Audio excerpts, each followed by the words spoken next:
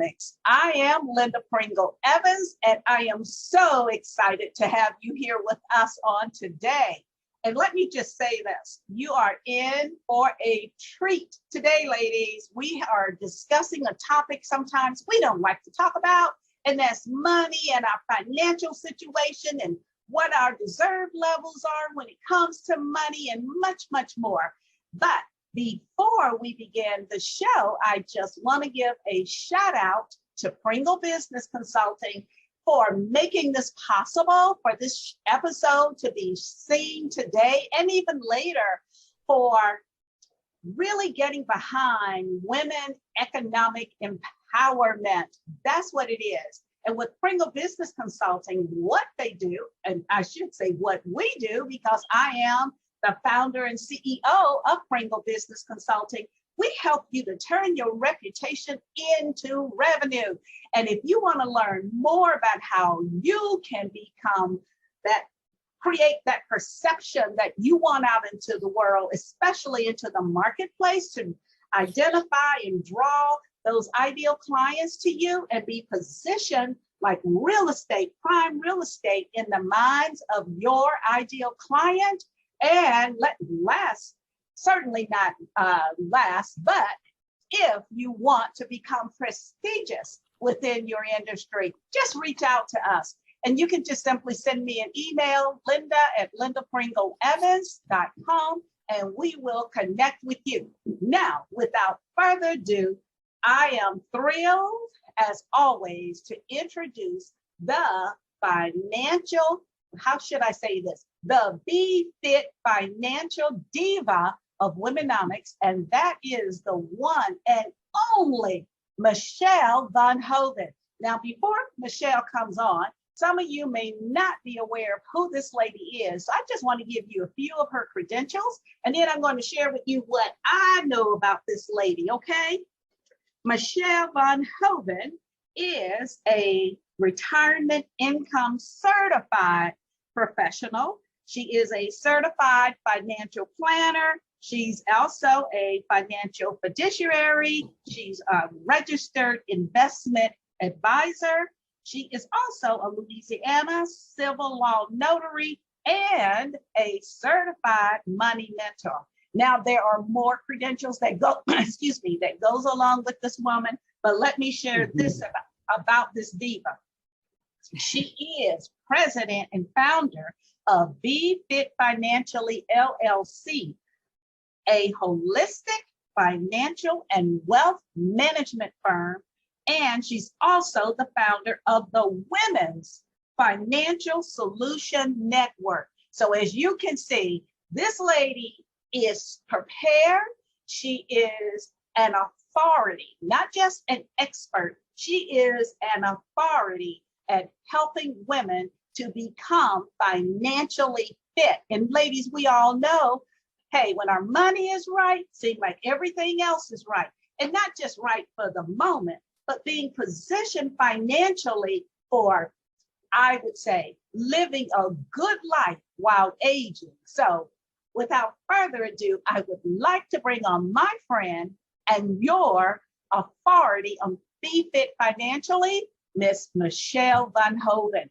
Welcome, Michele. Wow, Linda, thank you so much. It's an honor and a privilege to be here with you. I appreciate you enormously and your expertise and your professionalism and your level that you're going to help encourage women to really inspire and empower them to just their overall total wellness is what this really is. So you're covering a lot of it. Yeah, but you know what? I could not do this without you, okay? Without you, and for you saying, when I reached out and you said yes, that's so important. So I want to share with the ladies what they can expect from our topic today. And that is 5 ways to embrace your financial decision-making for best outcomes. So Michele, I think where I'd like for us to start is with that first way. And you had mentioned to me is about looking at your numbers now. Would you elaborate with our audience exactly what that entails? Of course, yes. Well, looking at your numbers now is really goes to being proactive also. So be proactive and look at your numbers now while you have options, while you have many options, perhaps than if you wait till later, then you may have fewer options. And then that's when you react, right? We react and like, oh, I have to make a very quick decision. And we'll kind of talk a little bit more about that, the deeper decision making. But looking at your numbers first, be proactive and looking at your net worth, because that makes you feel good. When you look at your net worth and you're increasing your net worth, you know, it really helps you in all areas of your life because you feel good about yourself. So make a decision to look at your numbers, to be proactive, to follow through with them. Look at your statements, open them, especially right now. I keep hearing people saying, I don't even want to look. I don't want to look. Well, those who are my clients don't mind looking because they know we have an outline detailed, we've made financial decisions and put things in place that you're not going to be scared. And this is our second part of our series. And we first talked about last week, be prepared and not be scared. So how do you do that? Make wise decisions and prioritize your priorities. So know the numbers, open your statements, and then I'll give you another little third quick clue. Look at your credit score. Also, be proactive and look at that credit score, because that credit score, you may not be looking to get credit as far as a credit card, or you may be looking to buy a new house. That credit score is going to determine the amount of interest that you pay. And also that credit score is also going to determine whether you pay a higher premium in your insurances, your auto insurances, your homeowners, or your renters insurances. So that number is very, very important. So be proactive, look at it, check it for accuracy. If there's errors in it, you know, it's not only going to just affect the interest rates, which are all going up now. The Fed just is raised, they're going to raise again. And what does that mean? That means you're going to be paying more out of pocket on the variable rates, not your home fixed rate. If that's fixed, that'll stay the same, but the other rates will change. So, you know what, Michele, and I apologize for not mentioning in the beginning of the introduction, this is the second of a 3-part series that we are doing, and the next month will be the third part.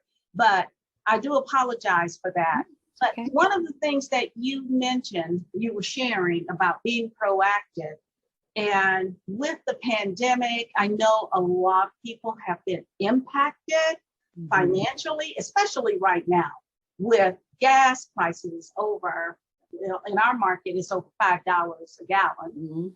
When you go to the grocery store and you look at the price of food, how expensive it is, everything is going up except for your income coming in, but you got more cash perhaps going out now than you did before. But the reason why I'm making this point is something that is so important.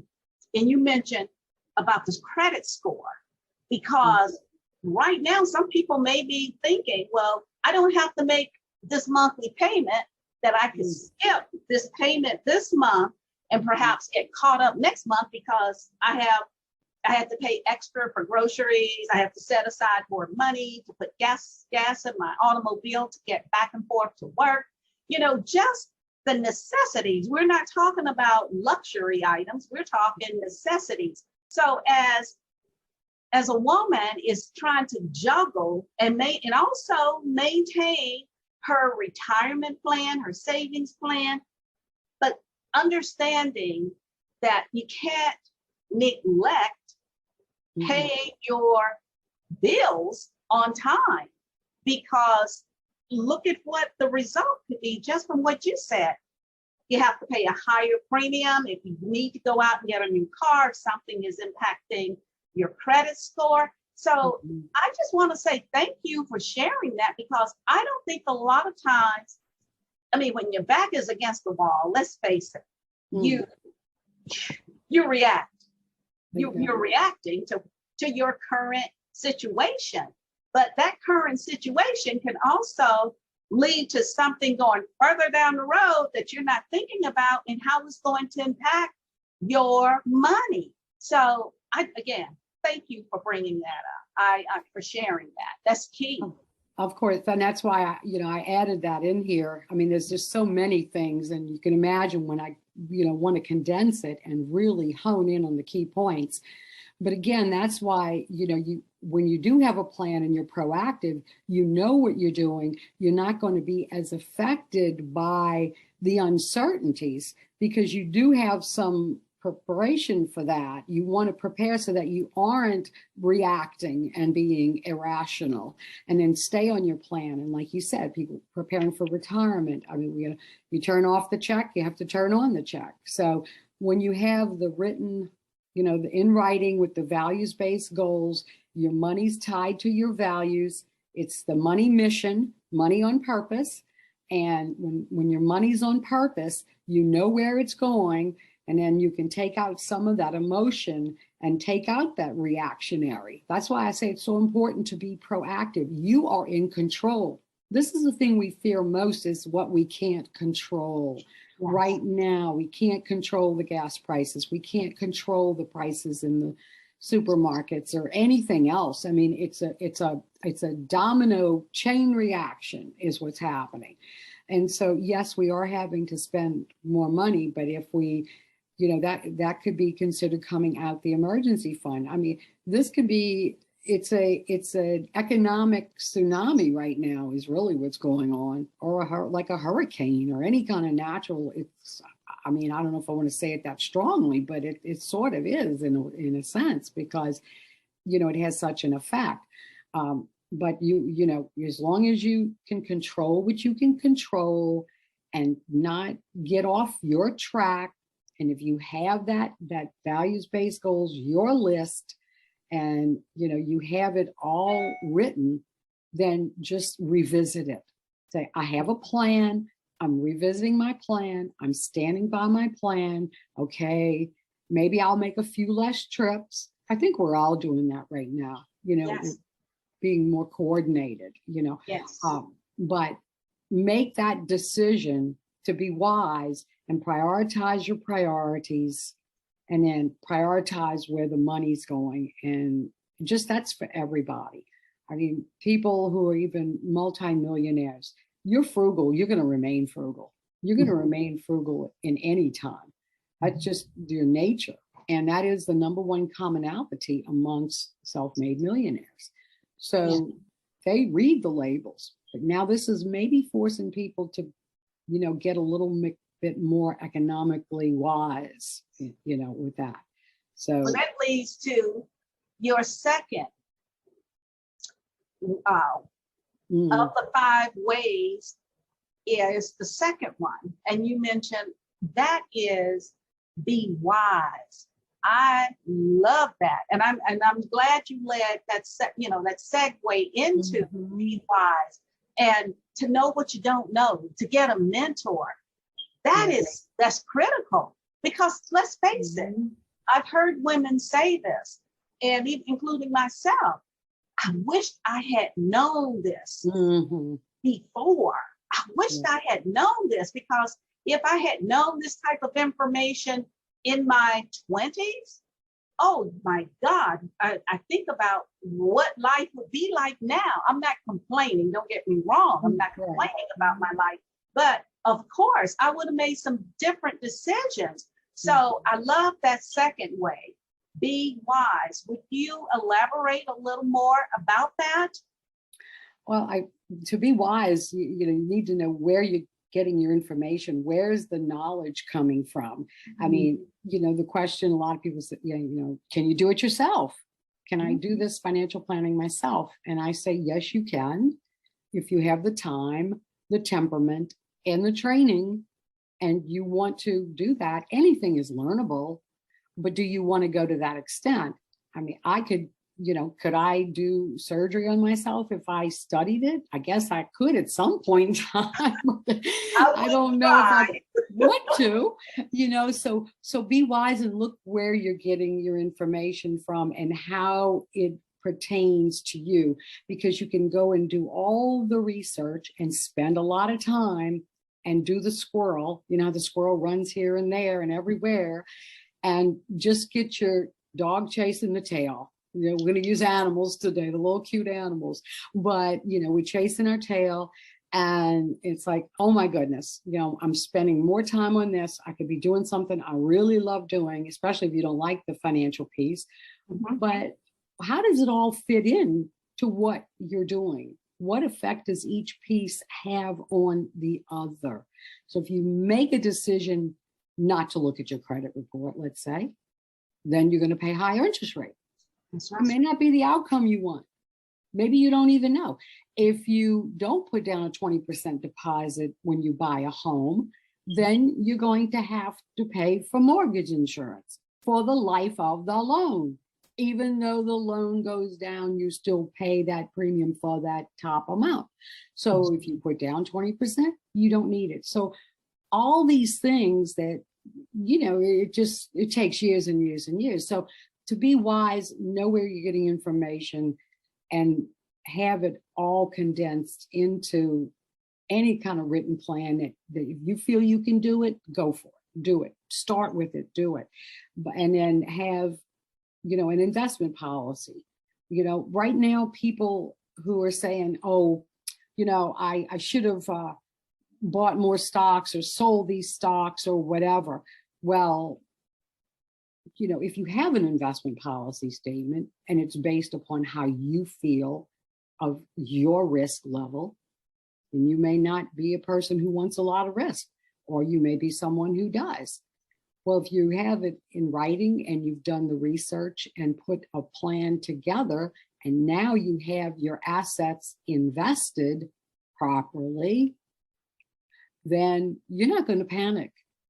But you panic when you're not prepared.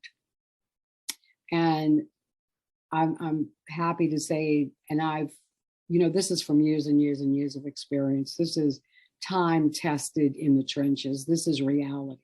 When you have, I see it. I don't have people calling me panicking. They know what they have. They're well diversified, not just in one area or the other.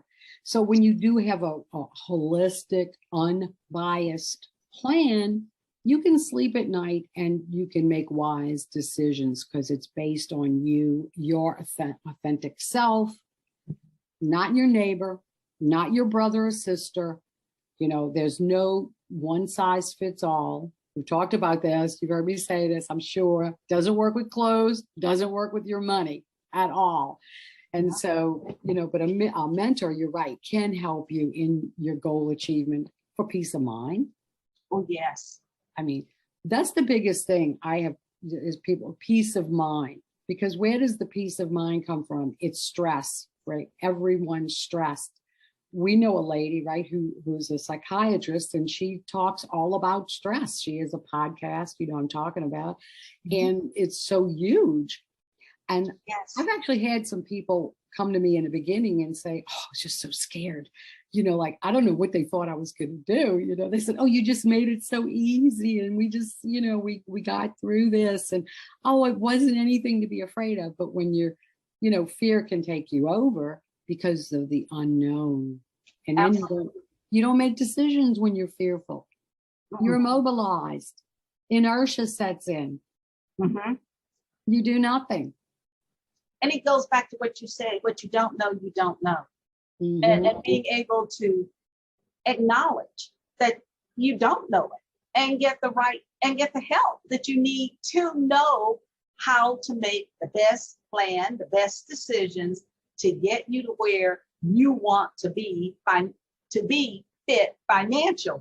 It goes back to what Michele is saying. So Michele, before we start with step 3, I just want to say this to our viewers and listeners. If you are someone and you have not had the opportunity to sit with a professional, and I'm speaking of a professional licensed financial advisor, someone in that industry, allow me to suggest to you, reach out to Michele Von Hoven.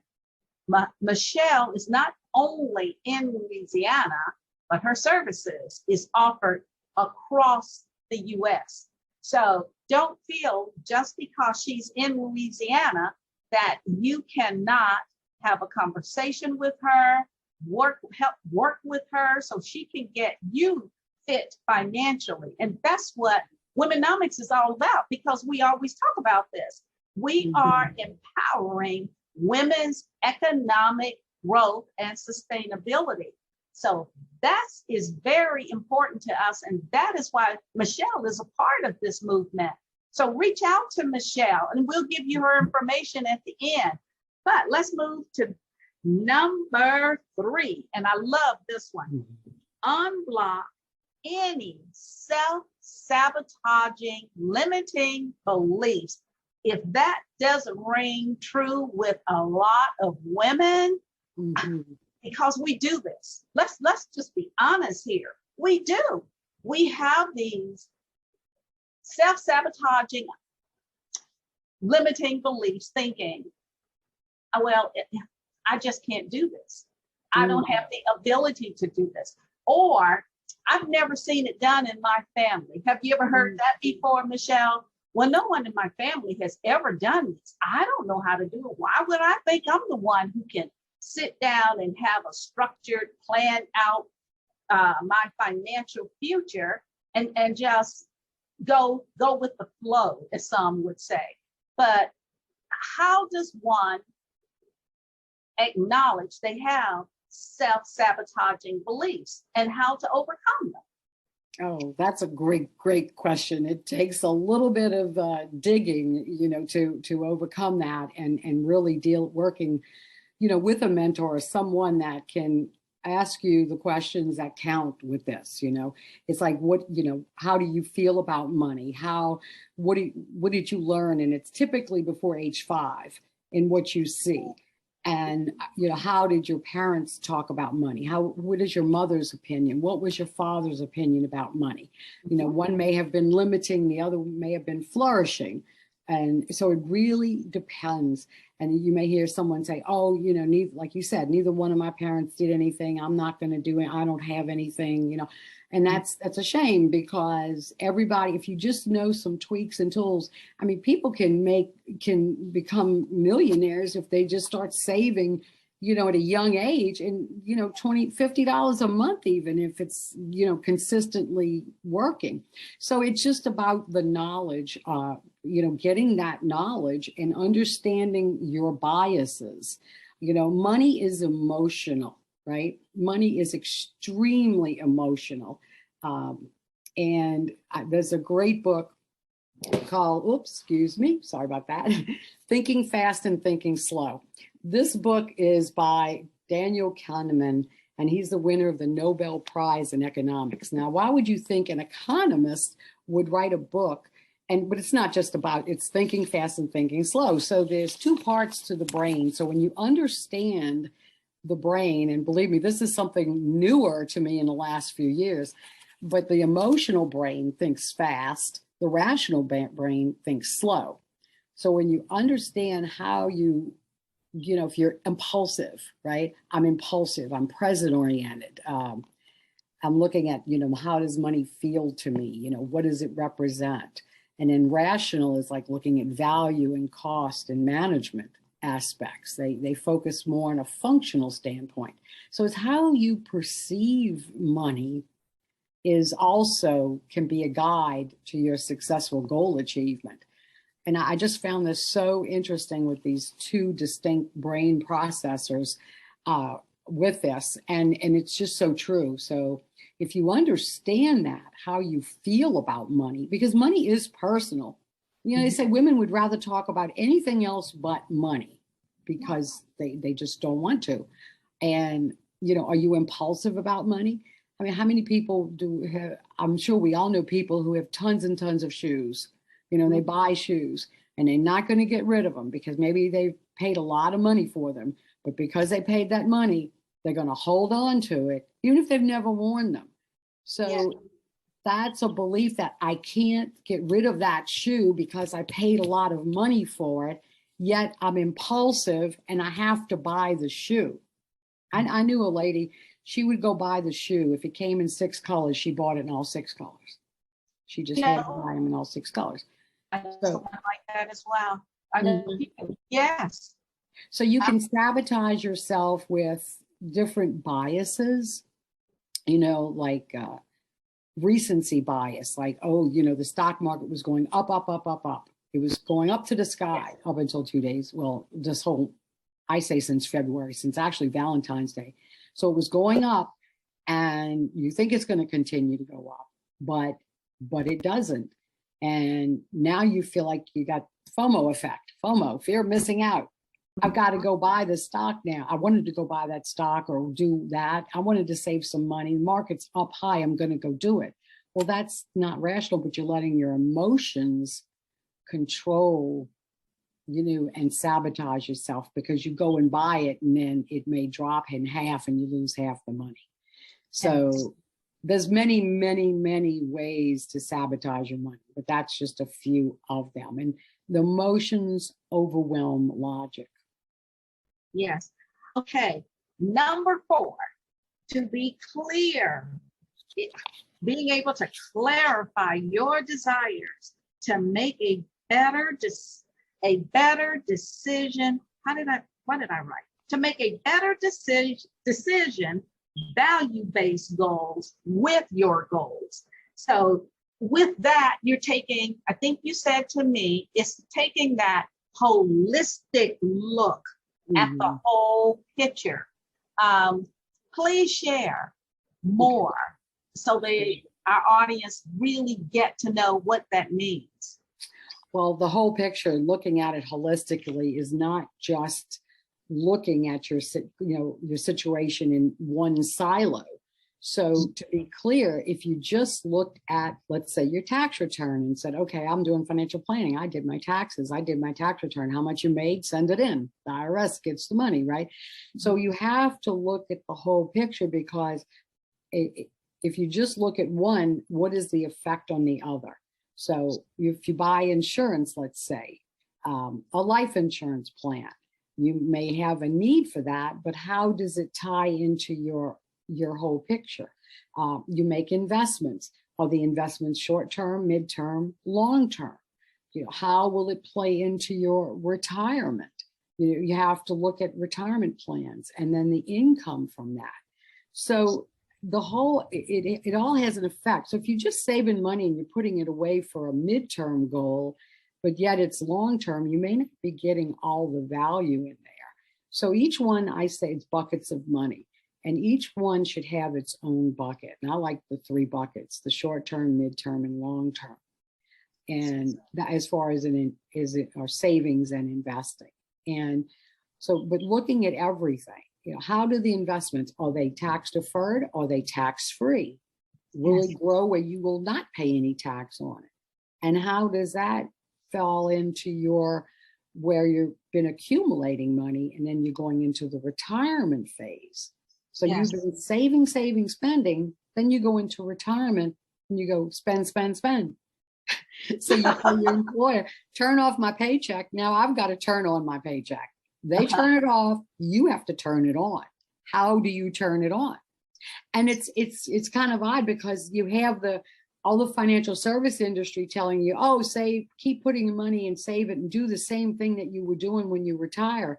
Well, that is very not good advice at all. And a lot of people will say that because it's self-motivated, and that's not an unbiased opinion. So when you look at it holistically, make sure that you're talking to someone, whoever it is. I'd be privileged if it's me, but if it's not, someone who is holistic, that is unbiased and doesn't have quotas, because the information you may be getting is not going to be maybe looking at the whole picture, and they may want to direct you in their way, whereas you need independence. So that's very, very critical, clarifying everything, vivid clarity to know how everything is interrelated. Well, we only have one left, but what I Okay. want to do is do a quick recap Okay. of those 5 ways. The first one was look at your numbers. That's being proactive, understanding what your numbers are and preparing yourself for what's to come. Now, we can't go back. History, you can't change it, but you can certainly put things in place for the future. Number 2, be wise. Okay, you aren't, and nor am I, a financial advisor. So wouldn't it be smart to get a mentor or someone who is certified, who is an authority in the industry who can help you? Number 3, unlock any self-sabotaging, unlimiting beliefs. You know, ladies, we know how we are when it comes to money and our beliefs. And as Michele said, by age 5, we've observed how our parents they were about money. And if you had a parent who was always extremely frugal and would say, no, no, no, no, no, money don't grow on trees. Well, trust me, it has impacted you in some way. So that's where Michele can help you. Now, and the 4th one is to be clear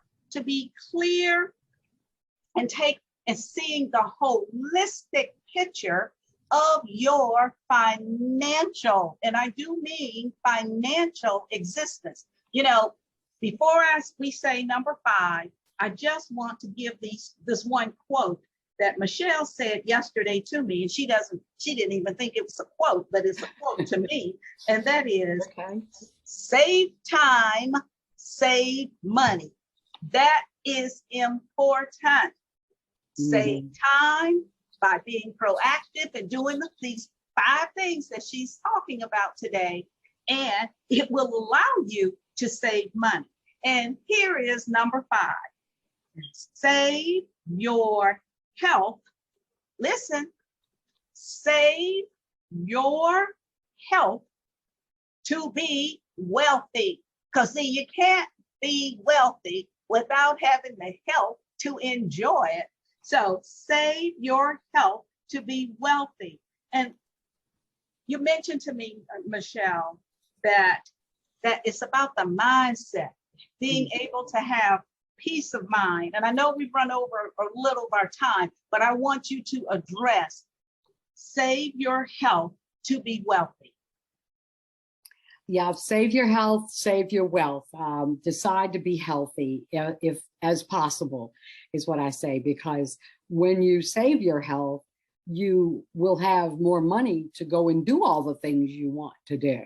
And I'll just give you a real quick statistic in that the average retired couple, 65-year-old couple, will spend approximately $300,000 on healthcare in retirement. So yeah, and so that is the deductibles, et cetera, you know, the prescriptions, everything, the premiums and all that. And so when if you're more healthy, then you're not going to be spending on, hopefully not a lot, you know, and have it manageable. And the thing about healthcare is that the inflation rate of healthcare is typically twice the rate of regular inflation. So when we had 3% inflation, healthcare was around 6%. And I really don't even know what the healthcare is now. We know inflation now is what, 8.6%. So I haven't even looked at that number, but typically that's how it works. And when I do a plan, I incorporate that in there because you have to be realistic about how much money you need and what it may cost you. So if you be healthy, you know, exercise or anything, walking, anything. It doesn't have to be the Iron Man, you know, just do a little bit and you'll save your money and you'll be happy. So we want you to be financially secure. We want you to be savvy and we want you to be significant and we want you to be fit financially. Absolutely. So Michele, if someone would like to reach out to you, tell them how you can be reached. You can contact me through the website, befitfinancially.com. And it's Michele at befitfinancially.com. And it's Michele with one L. So yeah, that would, just email me, or if you'd like to get, email me and get we can give out the financial personality quiz if someone would like to get that, and look at what type of financial person you are, whether you're a delegator, a collaborator, a money hoarder. It's really pretty interesting to see what type of personality that you have. So I'll be happy to send that if just requested in the in the email. Well, as always, Michele, you have given so much wealth of information here. And I'm sure it is a blessing to many women. Mm-hmm. And what I would like to end on today is this is all about, WomeNomics is all about, and I just thought of this, Michele, while you were sharing these 5 ways with the women. It is about living a good life while aging. Because you're doing all of the necessary steps so that when you get to that 65 plus, you're still living a good life. You still, as you said, save your health to save your wealth. If that's what it is, ladies. So until next time, here's to your success, and thanks for being here with us today. Bye-bye.